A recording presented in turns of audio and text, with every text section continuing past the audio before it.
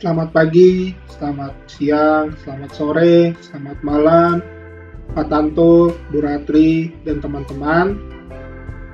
Di video ini saya akan menjelaskan prinsip cara kerja motor listrik. Selamat menyaksikan. Oke, mari kita mulai presentasinya. Motor listrik adalah alat yang digunakan untuk mengubah energi listrik menjadi energi mekanik. Perubahan ini dilakukan dengan mengubah tenaga listrik menjadi magnet, yang disebut dengan elektromagnet. Motor listrik ini merupakan pengaplikasian dari gaya magnetik atau gaya Lorentz, yang merupakan gaya yang dialami sebuah penghantar atau muncul saat sebuah penghantar yang dialiri arus listrik diletakkan dalam daerah medan magnetik. Dari awal kita tahu bahwa kutub-kutub magnet yang sama akan tolak-menolak dan kutub-kutub yang berbeda akan saling tarik-menarik. Karena itu, gerakan ini dapat terjadi jika kita menempatkan sebuah magnet pada sebuah poros yang dapat berputar dan ada magnet lain pada suatu kedudukan yang tetap. Nah, bagian-bagian dari motor listrik sendiri adalah sebagai berikut. Yang pertama itu magnet, fungsinya untuk menghasilkan medan magnet. Yang kedua itu baterai, fungsinya untuk menghasilkan arus listrik. Yang ketiga itu komutator. Ini komutator ya. Komutator itu bagian yang berputar bersamaan dengan loop dan menempel dengan sikat. Fungsinya itu agar nanti saat perputaran loop nanti tidak balik lagi. Nah, kita namakan bagian loop ini bagian DE, ini BC ya. Jadi maksudnya itu saat bagian yang DE ini berputar ke sini, tidak akan balik lagi ke sini. Lebih spesifiknya lagi, cara kerjanya itu komutator mengubah arah arus yang mengalir di loop. Jadi maksudnya saat yang di bagian DE ini dialiri arah arus listrik yang ke sini, saat di bagian sini arah arus listrik yang mengalir itu bukan yang ke sini lagi, tapi yang ke sini. Nah, terus gunanya komutator lagi itu juga agar arus listrik yang melalui bagian-bagian loop dengan tiap kutub itu tidak berubah-ubah. Maksudnya di percobaan ini, kalau yang dekat dengan kutub selatan magnet itu pasti selalu bagian loop yang arahnya ke sini terus, gak mungkin yang ke sini. Terus yang di kutub magnet utara itu pasti di dekatnya itu selalu bagian loop yang arah arus listriknya itu selalu ke sini, gak mungkin yang ke sini. Nah, itu tujuan dari semua itu agar loop bisa berputar secara terus-menerus, tidak balik lagi saat sudah 180 derajat muternya. Nah, terus selanjutnya itu sikat. Sikat ini bagian yang menempel dengan komutator, tapi dia tidak ikut berputar, dia tetap pada tempatnya masing-masing. Fungsinya untuk meneruskan arus listrik dari baterai ke sikat dulu, lalu ke komutator, lalu ke loopnya. Terus yang terakhir itu bagiannya itu penghantarnya, loop, kumparan, kawat, sebut-sebutannya. Di video ini saya sebutnya loop aja. Nah, di loop ini yang akan terjadi gaya Lorentz. Loop ini dialiri dengan arus listrik dan juga berada di medan magnet yang menyebabkan terjadinya gaya Lorentz di loop ini yang mengakibatkannya loop dapat berputar.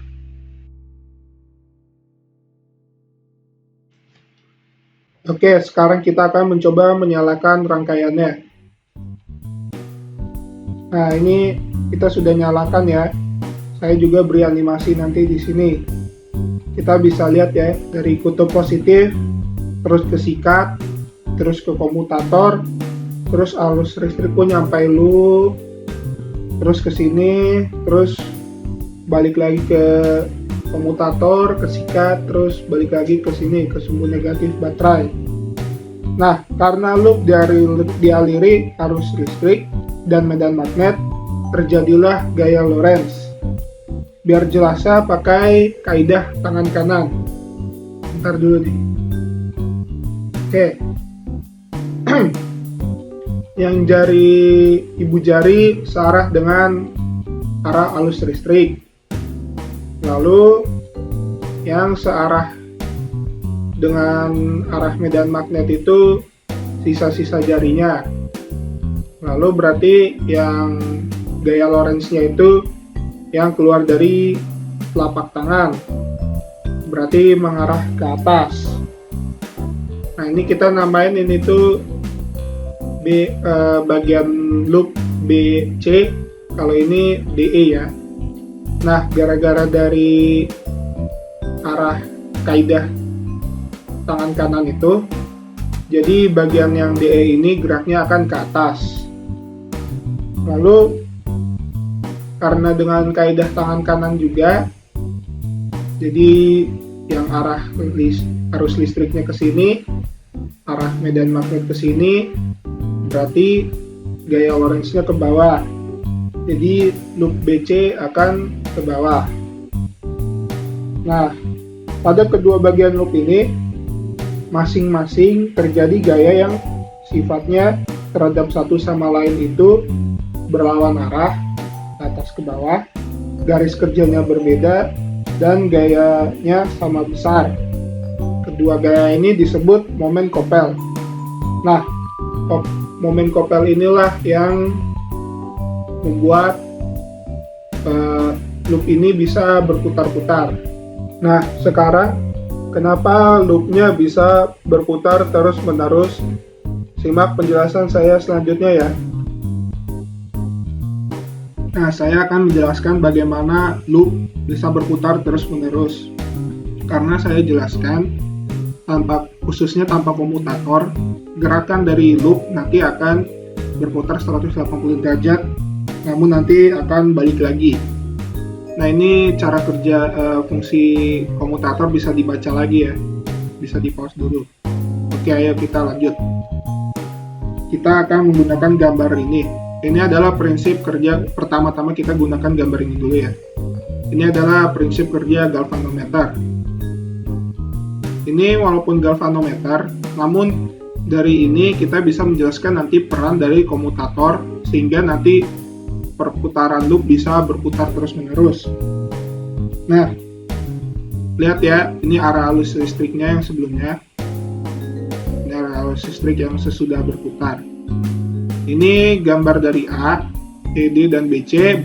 Nanti gara-gara gaya Lorentz-nya akan bergerak sampai nanti posisinya itu ada di gambar C ini. Namun, jika kita menilik dari kaidah tangan kanan, nanti yang C dari C ini terus dengan yang gaya kopelnya nanti akan, dan juga gara-gara gaya Lorentz-nya nanti akan berputar balik lagi ke sini. Coba dipahami lagi ya.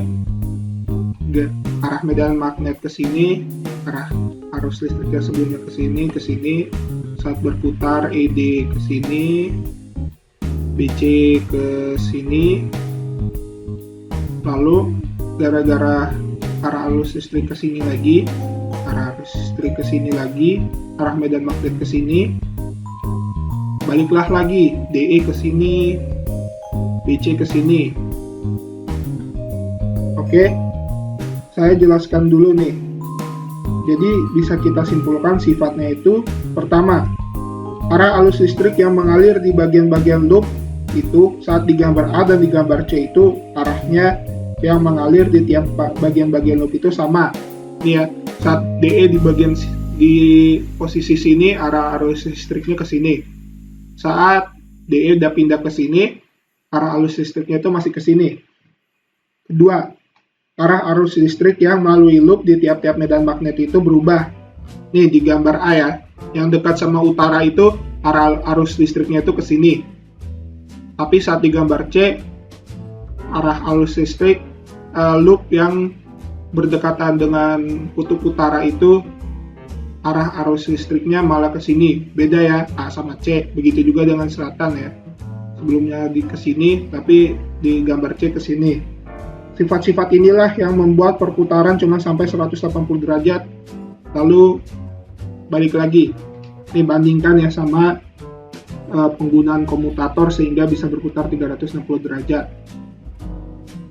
Ini bisa dibaca bagaimana komutator bisa menyebabkan loop bisa berputar 360 derajat terus berputar terus. Oke, sekarang masalah yang tadi ini bisa diatasi dengan penggunaan sikat dan komutator. Saya sudah jelaskan sebelumnya, komutator itu yang berputar dengan loop, sedangkan sikat itu yang tidak berputar. Nah, untuk menjelaskannya kita akan menggunakan gambar ini. Arus listrik mengalir dari kutub positif baterai, lalu ke sikat 1, komutator 1, ke loop CBED. Namun, ini awalnya ke CB dulu, lalu ke ED, lalu ke komutator 2, sikat 2, lalu balik lagi ke sumbu negatif. Nah, bisa dilihat nih arah arus listriknya, arah medan magnetnya akan ke sini utara selatan. Ini gambarnya, ini warnanya ya, penjelasan dari warna. Ini arah Lorentz ke sini, arah Lorentz ke sini, sehingga menyebabkan A, hasilnya nanti gerak-gerak, hasilnya B. Nah, saat sampai B, susunannya jadi begini. Kutub positif baterai, sikat 1, komutator 2, bagian loop DE, bagian loop BC, komutator 1, sikat 2, bagian negatif baterai. Lihat, inilah arus listriknya. Arah arus listrik sikat 1 dan sikat 2 itu tetap sama. Namun arah arus listrik di komutator 1 dan 2 serta bagian loop DE dan BC itu berubah. Oke? Nih. Hasilnya, dari arah arus listrik yang baru di gambar B dan dari medan magnet dengan menggunakan kaidah tangan kanan, perputarannya ini bisa lanjut lagi. Jadi bisa berputar 360 derajat full. Coba bandingkan ya arah arus listrik. Pokoknya bandingkan gambar ini dan hasilnya, hasil gaya Lorentz-nya, arah arus listriknya dengan gambar sebelumnya.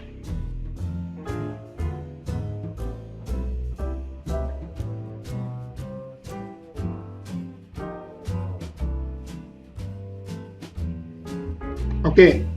Nah, sifat dari gambar yang ini sehingga menyebabkannya bisa berputar 360 derajat adalah sebagai berikut. Pertama, arah arus yang mengalir di bagian-bagian loop itu saat di gambar A dan bagian B itu arahnya yang mengalir di tiap-tiap bagian loop itu beda. Ini bisa dilihat ya, DE itu arah arus listriknya di gambar A ke sini. Tapi saat dipindah ke sini, arahnya malah ke sini, beda ya. Kedua, arah arus listrik yang melalui loop di tiap-tiap bagian medan magnet itu sama. Ini misalnya di gambar A, kutub utara itu bagian loop yang dekat dengan kutub utara magnet itu arah arus listriknya ke sini. Saat di B itu arah arus listriknya juga tetap ke sini. Sifat-sifat inilah yang membuat perputaran bisa sampai 360 derajat.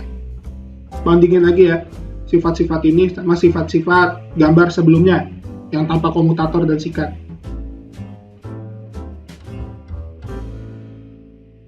Terus ini bisa dibaca lagi penyebab loop bisa berputar 360 derajat dengan komutator.